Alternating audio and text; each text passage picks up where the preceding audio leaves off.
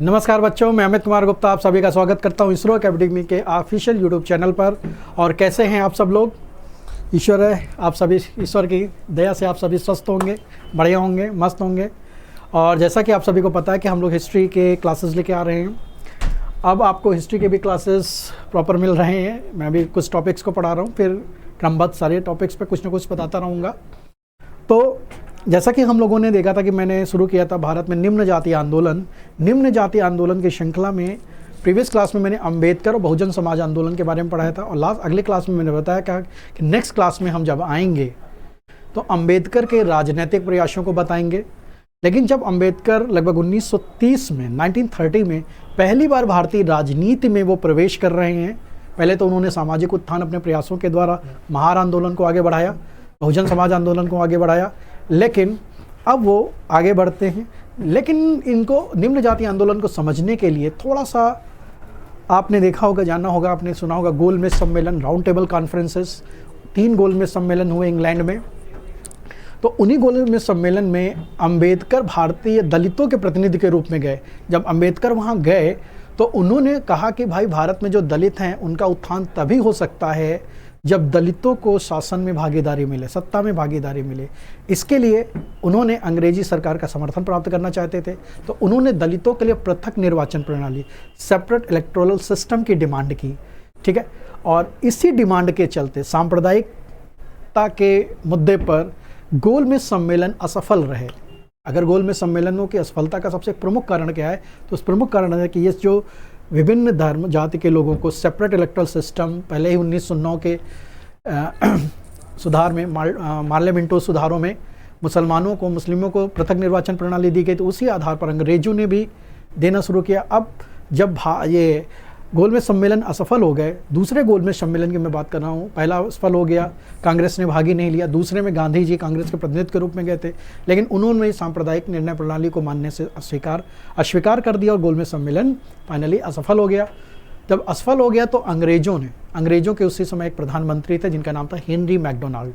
Henry McDonald ने भारतीयों के, खासकर भारतीयों में विशेषकर दलितों को अपनी तरफ मोड़ने के लिए एक प्रस्ताव पेश किया, जिसको हम लोग इतिहास में मैकडोनाल्ड का सांप्रदायिक निर्णय, कम्युनल अवार्ड ऑफ मैकडोनाल्ड कहते हैं, कम्युनल अवार्ड के नाम से जानते हैं। ठीक है, तो इसके द्वारा भारत में जो दलित वर्ग था, निम्न जाति के लोग जो थे, अछूत जिनको समझा जाता था, डिप्रेस क्लास सोसाइटी थी, उसको हिंदू समाज से अलग करने का एक प्रयास किया गया। तो इस लिहाज से एक टॉपिक हमारे इतिहास में बहुत इंपॉर्टेंट हो जाता है, जिसको हम लोग कहते हैं मैकडोनाल्ड। पूरा नाम था हेनरी मैकडोनाल्ड। ठीक है, ब्रिटिश पीएम थे ये इंग्लैंड के प्रधानमंत्री थे उस वक्त। इंग्लैंड के प्रधानमंत्री हैं ये, और इन्होंने ही एक प्रस्ताव पेश किया अपनी संसद में, जिसको हम लोग कहते हैं सांप्रदायिक निर्णय, कम्युनल अवार्ड। देखिए, उन्होंने अवार्ड कहा क्योंकि वो दलितों को दे रहे थे कि हम आपको इसके द्वारा पुरस्कृत करते हैं, लेकिन ये वास्तव में भारतीय समाज को, खासकर हिंदू वर्गों को तोड़ने का एक षड्यंत्र के रूप में देखा गया। देखिए, इसके द्वारा क्या कहा गया, पहले हम ये समझते हैं। तो पहला क्वेश्चन यही है कि सांप्रदायिक निर्णय या कम्युनल अवार्ड जिसको कहते हैं, कब पारित हुआ? तो 16 अगस्त 1932। ध्यान रखिएगा एग्जाम के लिए, किसने प्रस्ताव रखा था? इंग्लैंड के प्रधानमंत्री थे हेनरी मैकडोनाल्ड। तो उन्हीं के नाम पर हम लोग सांप्रदायिक निर्णय कहते हैं, कम्युनल अवार्ड कहते हैं इंग्लिश में। ठीक है, इसके द्वारा देखो भारतीय दलित वर्ग को हिंदुओं से अलग किया गया। एग्जाम में कई बार क्वेश्चन आता है कि मैकडोनाल्ड के सांप्रदायिक निर्णय का उद्देश्य क्या था, ऑब्जेक्टिव क्या था भाई? इसका ऑब्जेक्टिव था कि to separate depress class society from the Hindu class. हिंदुओं से दलितों को अलग कर देना था। और इसके द्वारा देखिए भारतीय निर्वाचक मंडल, इंडियन इलेक्टोरल सिस्टम को 17 वर्गों में डिवाइड कर दिया गया। कितने भागों में? 1 2 नहीं, 17 क्लास में। जैसे बहुत सारी चीज़ें, सिखों के लिए अलग से दे दिया गया, महिलाओं के लिए, सिखों को, महिलाओं को, जमींदारों को, महिलाओं को दिया गया, जमींदारों के लिए, मराठों को पहली बार। ठीक है, मुस्लिमों को तो था ही, अब दलितों को भी। और दलितों को देखिए एक रिझाने के लिए, लालच देने के लिए क्या कहा गया कि जो हमारी सेंट्रल लेजिस्लेटिव असेंबली, केंद्रीय विधान परिषद अभी बनी नहीं है, केंद्रीय विधान परिषद में दलितों को 71 या 72 सीटें दे दी जाएंगी। 71-72 सीटें दे दी जाएंगी, क्योंकि अंबेडकर वहाँ डिमांड करके आए थे इंग्लैंड में गोलमेज सम्मेलन के दौरान, भाई हमें अलग से रिप्रेजेंटेशन दिया जाए भारत में, जैसे मुस्लिमों को दिया गया है, ताकि वो राजनीतिक रूप से आगे बढ़ सकें। तो अंग्रेजों को एक अवसर मिला, उन्होंने कहा ठीक है हम आपको दे रहे हैं, आपको पुरस्कृत कर रहे हैं, इसलिए अवार्ड कह दिया गया। लेकिन एक प्रकार से षड्यंत्र था भारतीय हिंदू समाज को सेपरेट करने का, और दलितों को केवल केंद्रीय विधानमंडल में इन्होंने दिया, प्रांतों में कोई बात नहीं कही। अभी दलितों को दोहरी मतदान व्यवस्था दिया, दोहरा मतदान प्रणाली, मतलब डबल इलेक्टोरल सिस्टम दिया। इन्होंने कहा कि जहाँ पर दलित बहुमत हैं, दलित बहुमत में सामान्य, तो वहाँ भी उनको पृथक निर्वाचन मंडल मिलेगा, और जहाँ अल्पमत में भी हैं उनको वहाँ भी विशेष निर्वाचन में शामिल किया, अल्पमत भी और बहुमत में। देखिए सेपरेट इलेक्टोरल सिस्टम होता क्या था, पृथक निर्वाचन प्रणाली का मतलब है कि जिस किसी क्षेत्र में अगर मुस्लिम समाज है तो वहाँ के मुस्लिम उम्मीदवार ही खड़ा होगा, उसको जो मतदान भी मुस्लिम ही देंगे। अब बताइए, तो मतलब मुस्लिमों के बीच में मुस्लिमों का ही चयन है। यहाँ जैसे आम लोग चुनाव होता है, कोई एक वर्ग खड़ा होता है, किसी भी धर्म का हो, उसको कोई भी वोट दे सकता है, लेकिन वहाँ ऐसा उस समय ऐसा नहीं था। मुस्लिम खड़ा है तो उसको मुस्लिम ही देंगे, हिंदू खड़ा है तो उसको हिंदू ही देंगे, तो हिंदुओं के बीच हिंदू का चुनाव, ऐसे से इस प्रणाली को हम लोग पृथक निर्वाचन प्रणाली कहते हैं, सेपरेट इलेक्टोरल सिस्टम कहते हैं। ठीक है, तो ये बातें थी सांप्रदायिक निर्णय के द्वारा, जिसका उद्देश्य था भारतीय हिंदू वर्ग से दलितों को अलग कर देना। अब देखिए अंबेडकर क्योंकि सांप्रदायिक प्रणाली के लिए मांग ही रहे थे, तो उन्होंने इसको स्वीकार कर लिया अपने लेवल पे। लेकिन इससे भारतीय राजनीति, भारत का कांग्रेस का जो हमारा राष्ट्रीय मूवमेंट है, नेशनल मूवमेंट, जो भारत की स्वतंत्रता के लिए लड़ रहा था, पूर्ण स्वराज की उसने घोषणा कर दी थी 1929 में। ठीक है, तो वहाँ से अब ये आंदोलन अगर ये सक्सेस हो जाता तो बड़ी दिक्कत होती। कहते हैं कि भाई बहुत सारे इतिहासकारों का मानना है अगर ये अवार्ड लागू हो जाते, दलितों को पृथक, तो जो स्वतंत्रता हमें 1947 में मिली उसको हमें फिर से लड़ना पड़ता, शायद 100 साल 200 साल और लग जाते कि भारत को आज़ाद होने में। तो इसकी असफलता अच्छी रही तो क्योंकि भारतीय समाज संगठित रहा, तो इसके लिए अंबेडकर तो भाई उन पक्ष में थे और दलित समाज उनके साथ था, और कांग्रेस का आंदोलन एक तरफ दूसरी तरफ मूवमेंट चल रहा था। तो अब हम इसको कैसे एक किया जाए, तो इसीलिए देखिए अगला जो इसकी परिणति होती है कि कैसे दोनों को एक किया जाए, दोनों विभिन्न हैं। तो इसके लिए देखिए जैसे गांधी जी को पता चला ये भाई ये पारित हो गया है, तो उन्होंने उस समय गांधी जी सविनय अवज्ञा आंदोलन के दौरान उनको गिरफ्तार किया गया था, और वो पूना की यरवदा जेल में थे। गांधी जी पूना की यरवदा जेल में थे, और उन्होंने उसी जेल से एक अनशन शुरू किया, और उन्होंने कहा मैं तब तक अन्न और जल नहीं लूँगा, मतलब खाना तब तक नहीं खाऊंगा, आमरण अनशन, मृत्यु मीन्स फास्ट अनटू डेथ। तो ये गांधी जी का पहला आमरण अनशन था, ध्यान रखिएगा ये बात, पहला आमरण अनशन। अनशन तो बहुत किए थे लेकिन मरने तक पहला अनशन, तो ध्यान रखिएगा अनशन की बात नहीं है, सत्याग्रह नहीं पूछ रहा है वो पूछता कि गांधी जी का पहला आमरण अनशन कब हुआ, तो पहला आमरण अनशन फास्ट अनटू डेथ 1932 में यरवदा जेल पूना में हुआ। ठीक है, पूना में किया। अब इसी चीज़ को हम लोग इतिहास में पूना पैक्ट के नाम से जानते हैं, और यहीं पर दलित और भारत के सवर्ण वर्गों के बीच में, दोनों के बीच में एक समझौता किया गया, ताकि जब हम आज़ाद होंगे या जब हमारी कोई चुनाव होंगे, जैसे आगे उम्मीद थी कि 1935 का जब अधिनियम आया तो वहाँ पर केंद्र संघ की बात की गई, भले अस्तित्व में नहीं आया लेकिन इस तरह के सिस्टम की बात की गई। तो उन्होंने कहा कि अगर कोई ऐसी सरकार बनती है या चुनाव मतदान हो रहे हैं, चुनाव में प्रांतों में तो चुनाव होते थे, तो वहाँ पर कम्युनल अवार्ड के द्वारा, सांप्रदायिक निर्णय के द्वारा, अंग्रेजों ने तो कुछ नहीं दिया था दलितों को, लेकिन एक लालच दिया था केंद्र में, अभी केंद्र बना ही नहीं था। अब देखिए तो पूना समझौता, पूना पैक्ट भारत में दलित सवर्ण समझौता, मतलब निम्न वर्ग और उच्च वर्ग के बीच समझौते के रूप में जाना जाता है। तो ध्यान रखिएगा पूना समझौता या पूना पैक्ट के नाम से कब हुआ, 26 सितंबर 1932 को ये हुआ था, तो ध्यान रखिएगा हुआ। लेकिन जब गांधी जी को पता चला था कि, तो उन्होंने उससे पहले 20 सितंबर 1932 से ही ये आमरण अनशन किया था, और लगभग 6 दिन, 20 से शुरू किया, 6 दिन, एक सप्ताह के आसपास वे आमरण अनशन पे रहे। ठीक है, तो पूना की जेल में थे। तो कब से कब तक चला ये आमरण अनशन, 20 सितंबर से 1932 से 26 सितंबर 1936 तक। और सबसे बड़ी बात, गांधी जी के साथ उस समय एक दलित नेता थे, उन्होंने भी उनका आमरण अनशन में साथ दिया था, उनका नाम था NC रजा। ध्यान रखिएगा, इंपॉर्टेंट क्वेश्चन बन जाता है। गांधी जी तो आमरण अनशन पे बैठे थे, उनके साथ NC रजा नाम के एक दलित लीडर थे, वो उन्होंने भी गांधी जी का साथ दिया। अब देखिए इसी दौरान अंबेडकर राजी नहीं थे। वो कह रहे थे हमें भाई दलितों के उत्थान के लिए पृथक निर्वाचन प्रणाली मिली है, मैं इसको लूँगा, मुझे कांग्रेस के आंदोलन से कोई मतलब नहीं है, मैं दलितों के उत्थान के लिए आगे आया हूँ। लेकिन उनको समझाया गया कि भाई हम जब आज़ाद ही नहीं होंगे, कमज़ोर हो जाएंगे अगर हमारा आंदोलन, हम आज़ाद ही नहीं होंगे तो उस देश का क्या फ़ायदा जिसमें हम लोग स्वतंत्र ही नहीं पाए, गुलाम ही रहेंगे। तो शायद अंबेडकर को ये बात समझ में आई, तो उन्होंने गांधी जी के साथ समझौते की बात की, जिस समझौते को हम लोग पूना समझौता या दलित सवर्ण समझौता कहते हैं। तो किसके समझाने से अंबेडकर इस पर राजी हुए थे? तो वो दो महान विभूति मदन मोहन मालवीय, पंडित मदन मोहन मालवीय और सी राजगोपालाचारी। ठीक है, तो पंडित मदन मोहन मालवीय और सी राजगोपालाचारी ने अंबेडकर को मनाया और इस पर समझौता हुआ। लेकिन एक इंपॉर्टेंट क्वेश्चन ध्यान रखिएगा, इस समझौते पर हस्ताक्षर किसने किए? जो दलित सवर्ण समझौता हुआ, इस समझौते पर हस्ताक्षर किसके हुए थे? ठीक है, तो इस पे हस्ताक्षर किए हैं मदन मोहन मालवीय। मदन मोहन मालवीय किसके प्रतिनिधि थे? सवर्ण वर्ग के, उच्च वर्ग के, जनरल क्लास के। ठीक है, और B.R. अम्बेडकर दलितों की तरफ से इन्होंने समझौता किया, डिप्रेस क्लास की तरफ से इन्होंने सिग्नेचर किया।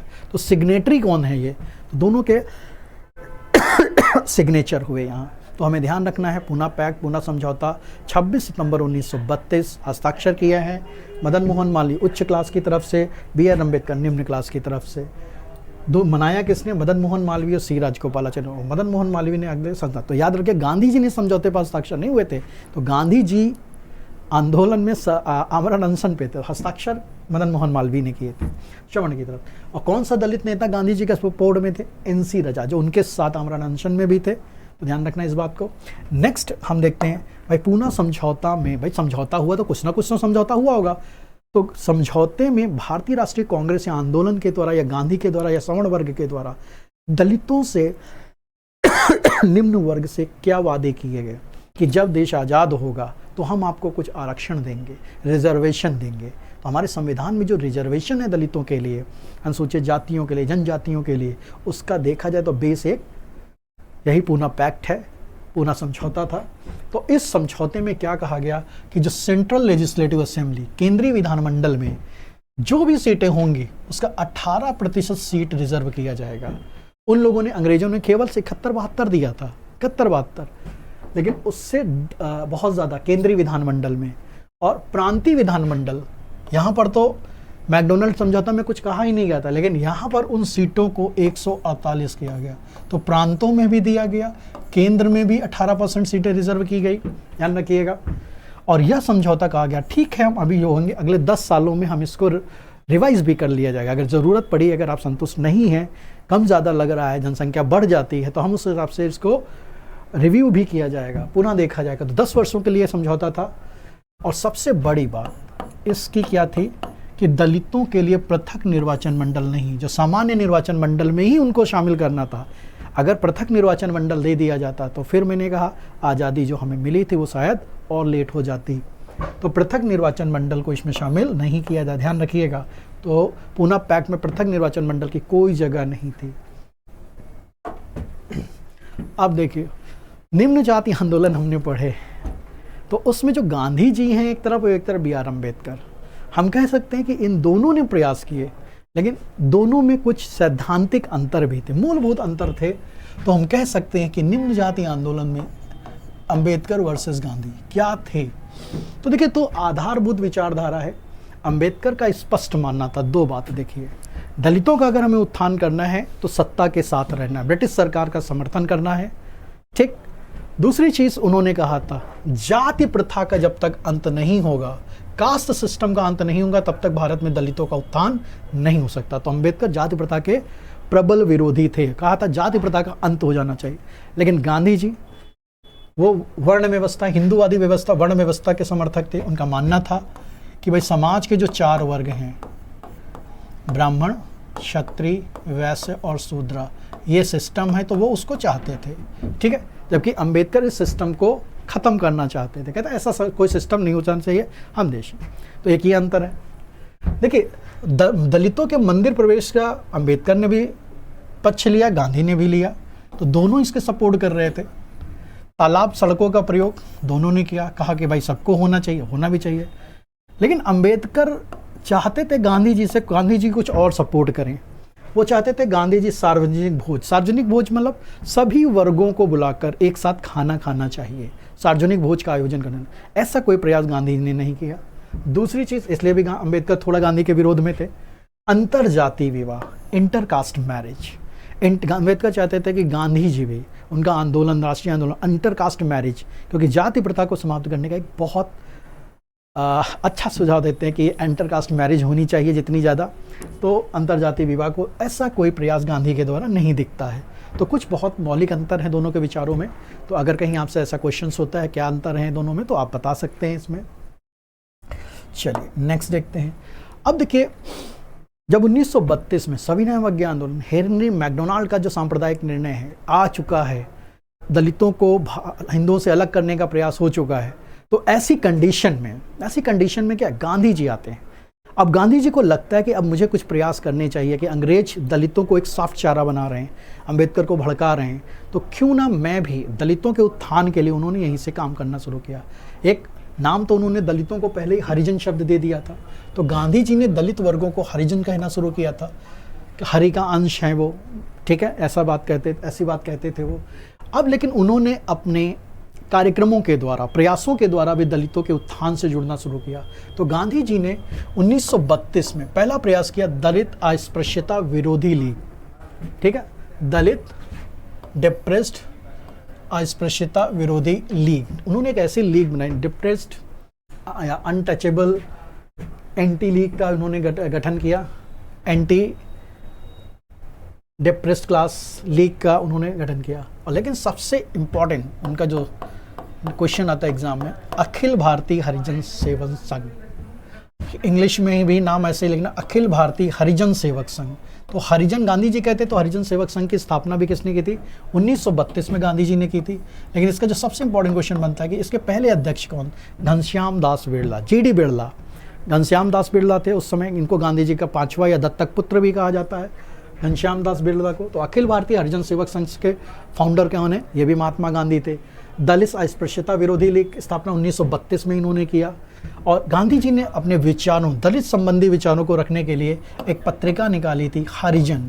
तो हरिजन पत्रिका अक्सर पूछी जाती है कब गांधी जी किसके द्वारा शुरू की गई, तो ये महात्मा गांधी की पत्रिका थी। 1933 में 1933 वर्ष में ये शुरू की गई थी। और गांधी जी ने पूरे देश में लोगों को दलितों के प्रति जागरूक बनाने के लिए, आप उनके अंदर की दलितों से आप अलग मत रहिए, तो इसके लिए लोगों को हरिजन यात्रा की थी, ठीक है। तो हरिजन यात्रा 1933-34 में की थी। और कितनी लंबी यात्रा पूरे देश में भ्रमण किया था? तो 12,050 मील लंबी उन्होंने यात्रा की थी, 500 मील, ठीक है। तो 12,500 मील लंबी यात्रा थी। तो ध्यान रखिएगा कितनी दूर चले थे, कौन सी पत्रिका कब आई? हरिजन आई, अखिल भारतीय हरिजन सेवक संघ। और इसके प्रथम अध्यक्ष, first president of Harijan Sevak Sangh, all India Harijan Sevak Sangh, Ghanshyam Das Birla थे, ठीक है। तो अब हमने ये गांधी जी के प्रयास पढ़े। अब कुछ ऐसे ही राजनीतिक प्रयास अंबेडकर के द्वारा भी किए गए, ठीक है। तो सामाजिक काम तो उन्होंने पहले किए थे, लेकिन अब कुछ उन्होंने राजनीतिक काम भी किए। तो देखिए, अंबेडकर के जो राजनीतिक प्रयास थे दलितों के उत्थान के लिए, तो मैंने पहले ही बताया कि सबसे पहले अंबेडकर का मानना था कि मुझे दलितों को उत्थान करना है, जाति प्रथा अंत हो जाना चाहिए, अब दलितों को पृथक निर्वाचन प्रणाली मिलनी चाहिए, जो उनको 1932 में पूना पैक्ट में इस विचार को उन्होंने थोड़ा सा त्याग दिया था सबके समझाने पर। तो पृथक निर्वाचन, तीनों गोलमेज सम्मेलन में दलितों के प्रतिनिधि के रूप में कौन गया था, ठीक है, ध्यान रखिएगा, B.R. अम्बेडकर, मैंने कई बार बताया है। इसके अलावा 1934 में 1934 में देखिए गांधी जी भी साथ उधर चल रहे हैं, हरिजन यात्रा, ऐसे काम कर रहे हैं। अखिल भारतीय दलित वर्ग संघर्ष, ऑल इंडिया डिप्रेस क्लास, ठीक है, सोसाइटी संघर्ष, तो ऐसी चीज़ों, ऑल इंडिया अखिल भारतीय दलित वर्ग संघर्ष की स्थापना की। लेकिन ये क्वेश्चन देखिए, अंबेडकर ने कहा कि केवल हम राजनीतिक मांगों के द्वारा नहीं आएंगे, हमें राजनीतिक पार्टी भी बनानी चाहिए।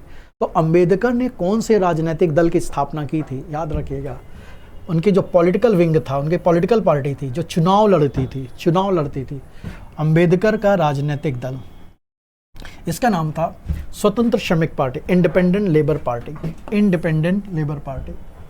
ठीक है। तो ये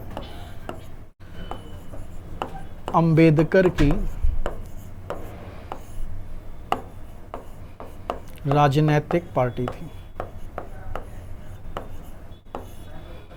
ठीक है, तो अंबेडकर की राजनीतिक पार्टी जिसने चुनाव लड़ना शुरू किया, ठीक है, 1937 और 1939, 37 में जब पहली बार चुनाव हुए तो उसने चुनाव भी लड़ा। स्वतंत्र इंडिपेंडेंट लेबर पार्टी 1936 में बनी। इसके अलावा अनुसूचित जाति परिसंघ शेड्यूल्ड ट्राइब फेडरेशन की स्थापना 1942 में की।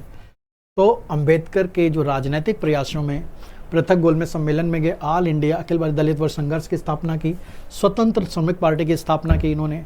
और इसके अलावा देखिए, जब भी मनमुटाव हुआ तो ये अलग ही रहे। अब इसमें एक देखिए, जब भारत छोड़ो आंदोलन हुआ 1942 का भारत छोड़ो आंदोलन, ठीक है, जिसमें कांग्रेस विरोध में थी, लेकिन एक क्वेश्चन आपसे मिल रहा था कि अंबेडकर ने क्विट इंडिया मूवमेंट का सपोर्ट किया था? नहीं, इन्होंने अपोज किया था, इन्होंने विरोध किया था भारत छोड़ो आंदोलन का। या उनकी जो कौन सी पार्टी, कौन सा राजनीतिक दल ने भारत छोड़ो आंदोलन का विरोध किया था? तो इंडिपेंडेंट लेबर पार्टी ILP, ठीक है, स्वतंत्र श्रमिक पार्टी ने इसको क्या किया था, इन्होंने विरोध किया था। कौन से राजनीतिक दल ने भारत छोड़ो आंदोलन का विरोध किया? तो स्वतंत्र श्रमिक पार्टी इसने किया था भारत छोड़ो आंदोलन का विरोध। या हम उल्टा क्वेश्चन पूछ सकते हैं, किसने ब्रिटिश सरकार का समर्थन किया था? तो अंबेडकर ने भी किया था। या द्वितीय विश्व युद्ध का समर्थन किया था? तो अंबेडकर ने किया, उनकी पार्टी ने भी किया था। कुछ मुद्दों को लेकर हमेशा तनातनी रहती थी, मैंने पहले ही बताया, ठीक है। तो ये तनातनी अंत तक चलती रही, गांधी जी मारे गए, हाँ, अंबेडकर, तो हर समय ये चलता। और एक क्वेश्चन और है, जब 1946 में इंटरिम गवर्नमेंट बनी, अंतरिम सरकार बनी, तो उसके विरोध में भी अंबेडकर ने उसका बहिष्कार किया, ठीक है, बायकॉट कर दिया उसका। उन्होंने कहा ऐसी कोई सरकार हमें नहीं चाहिए जिसमें दलितों को पूरा रिप्रेजेंटेशन मिलना चाहिए। तो 1946 में मुंबई सत्याग्रह इन्होंने किया था उस सरकार के विरुद्ध, ठीक है। तो ये कुछ छोटे मोटे पहलू हैं, लेकिन जो बहुत इंपॉर्टेंट चीज़ें मैंने आपको बताई। तो आज के क्लास में हम लोगों ने पढ़ा, देखा कैसे अंबेडकर वर्सेस गांधी कैसे एक दूसरे के विरोध में थे, कैसे चेक बैलेंस किया गया, पुनः पैक्ट क्या था, हेनरी मैकडोनाल्ड का सांप्रदायिक निर्णय क्या था। और ये वो टॉपिक्स हैं जहाँ से हमारे एग्जाम में जहाँ भी general affair current affair questions पूछे जाते हैं, तो जीएस के पॉइंट ऑफ व्यू से बहुत इंपॉर्टेंट टॉपिक है। तो ज़रूर आप लोग कमेंट करके बताइएगा क्लास कैसा लगा। Thank you.